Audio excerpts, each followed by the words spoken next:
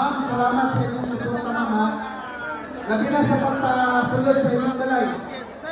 Kung mapo, ito na po naman niyapo, hindi ito mamahaw. Simula ng ating pagtitipon ng Siyempre, mga gala, dakong pagpasalamat ko na, ay, Richard Fred pa!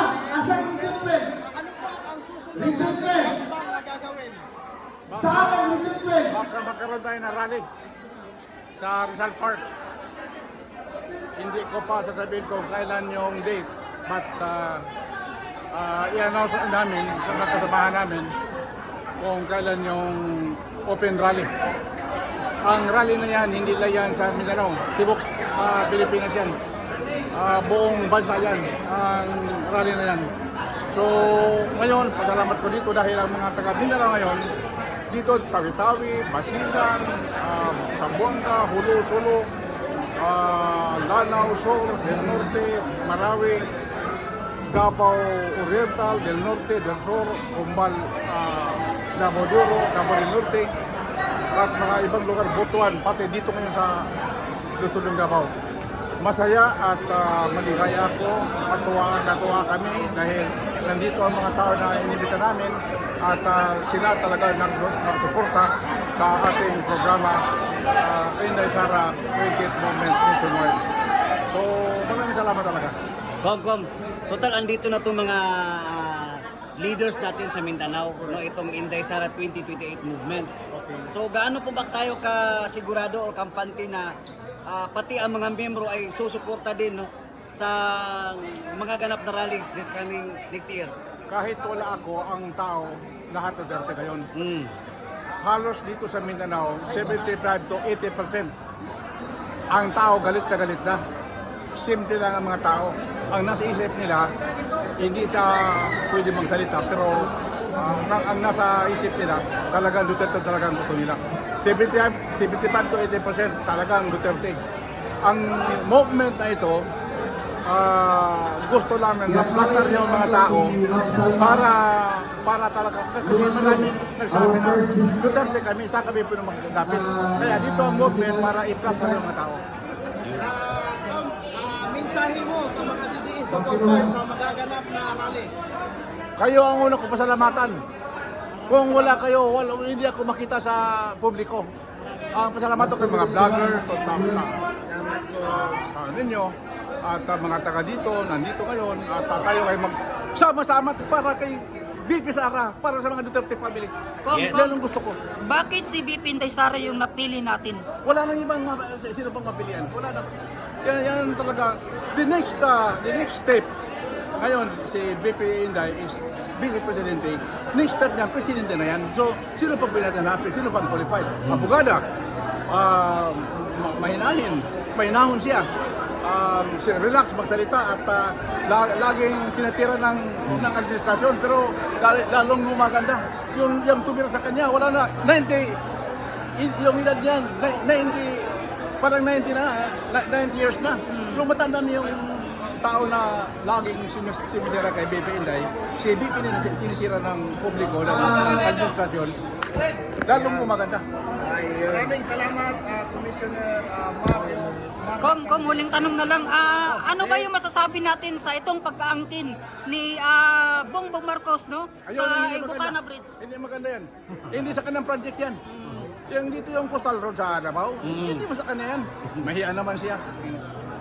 Ano naman, pati yung Samal Bridge sa Davao to Samal, inaangkin niya.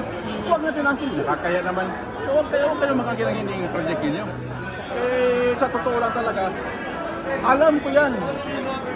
Wala pa si Bongbong, tapos na yung coastal na yan. Pagkatapos ni Bongbong, wala, ongoing yung project niya, pero hindi sa kanya yan. Isa na lang, Kom. Oh. Sa tingin mo, anong opinion mo doon sa tingin mo yung impeachment na ihahain naman nila sa February next year? Sa tingin mo, tatablan pa si BP Sara dyan yan? Medyo mahirap lang kasi alam mo, ang tao ngayon nakalanganin. Kahit yung mga congressman, senador, nakalanganin din. Kasi ang tao ngayon, taong bayan, hindi taong bayan lahat ng mga tao talagang suporta kay BP Inday. Paano yan? Okay. Maraming salamat, Kom, ha? Thank you po. Thank you. Thank you so much. Maraming salamat. Then, si Robin Padilla. Robin Padilla. Commissioner Masinggit. Kom, huling tanong, ako, mensahe na lang muna natin sa lahat po ng mga sumusuporta muli sa mga Duterte. Grabe ang ano ko talaga, masaya ko talaga ang buhay ko sa araw na ito. Hindi ko kalain ang Mindanao wide, all over Mindanao, talagang tumutulong, sumusuporta kay BP Inday. Ako hindi naman ako kandidato, ang kandidato ko si BP Inday man. So tulungan natin, kahit walang eleksyon, BP Inday kami. Dito sa Mindanao. Tayo, magtulungan tayo. Maraming salamat, Kom, ha? Maraming salamat. God bless. Maraming salamat.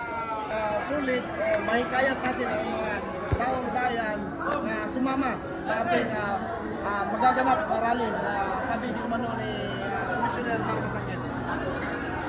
Alam mo, ang masasabi natin dyan, sa plano natin na magkakaroon tayo ng isang malawakang rally, ito ay hindi panawagan na ito'y panawagan upang mas paigtingin yung suporta natin kay BP Inday Sara, lalo na sa parating na mga tinatawag nating impeachment na gagawin nila. Ang sa atin, nandito tayo para mas solid yung mga kababayan natin, lalong-lalo na ang Mindanao, na magiging One Mindanao po Inday Sara Duterte. Kaya nagkaroon tayo ng ISD 2028 movement upang hikayatin yung karamihan na hindi lamang sa bahay or magko-comment ka na lang doon sa social media, kundi ipapakita natin physical mismo na ang Mindanao ay para sa Duterte at para kay BP Inday Sara. Yun at hindi lamang yan, para sa Pilipino ang Mindanao. Yun lamang ang kailangan natin gawin. Hindi na, wag na natin ibahin yung senaryo rito. Ang senaryo rito ay yung ating puso ay buo upang suportahan ang totoong leader na pwedeng magbigay sa atin ng totoong pag-asa at pagbabago. Nakikita natin yan kay BP Inday Sara Duterte. Sir, sir, maraming naninira kay Ma'am BP Sara Duterte until now. No, pinupurso nila yung impeachment complaint laban kay BP Sara Duterte until mag-lift yung ban sa February next year. Sa tingin mo, sir, opinion lang, tatala pa ba kaya yung impeachment nila? Kay BP Sara? Ako ay isang ordinaryong Pilipino, no? Ako ay isang supporter lamang ng Duterte. At hindi po ako isang attorney. Kung naging attorney ako, pwede akong magsagot sa tanong na yan. Pero on my own opinion as a Pilipino, si Ma'am Inday Sara, ang ating Vice President, he is elected by 31 million, 31 million. Yes, 32 million. 32.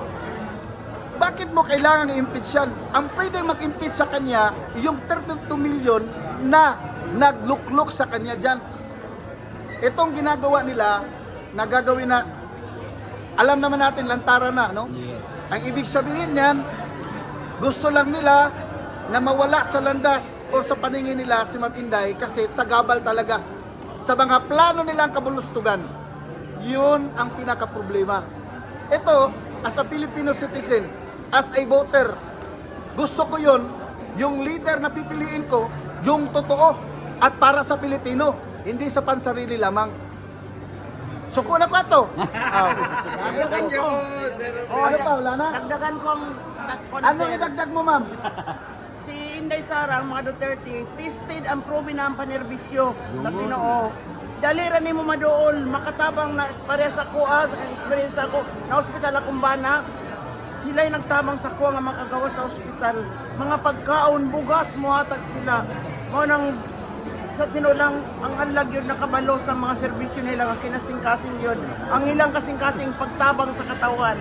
Dagan salamat, sukran. Walhamdulillah. Ay, mensahe na lang, sir, sa lahat po ng mga sumusuporta kay BP Inday Sara. Okay, sa lahat po ng sumusuporta sa ating pinakamamahal na Vice Presidente ng Pilipinas, Ma'am Inday Sara Duterte, panawagan namin sa inyo, tuloy-tuloy lamang po, huwag po tayong bubitaw doon sa nasimula na nating suporta mula kay Tatay Digong hanggang sa kay BP Inday. Hindi lamang sa kanya, kundi sa lahat din ng mga sumusuporta, lalo na sa mga senators na kaalyado din ng mga Duterte at sa pamilya ding Duterte. Ang kailangan lang natin dito, manalig tayo sa buong may kapal. No? Hindi natin kaya ito na tayo-tayo lang. We need the guidance of God. Ito yung totoo. Alam nyo, ang kulang sa atin yung ipagdasal natin yung ating mga leader. Kahit na si Bongbong Marcos, ipagdasal natin, hindi mapahamak. Ipagdasal natin na magbago ang pag-iisip. Bigyan ng totoong wisdom ng totoong leader. No? Yun ang dapat. Yun ang gusto nating iparating na dasal. No? So, ang nagkontrol nitong lahat, ang Panginoon naman eh. Hindi naman nasa kamay natin. Ang atin lang dito, yung suporta natin, dapat 101% pa rin hanggang sa 2028. Ma'am Inday Sara Duterte, ang ISD 2028 movement, SDSG, ay kami po ay inyong kasama hanggang sa 2028. Forever Hanggang tayo. sa kung sino man ang may lukluk dyan na Duterte. Maraming salamat. God bless. Thank you, sir. It's me you're looking for.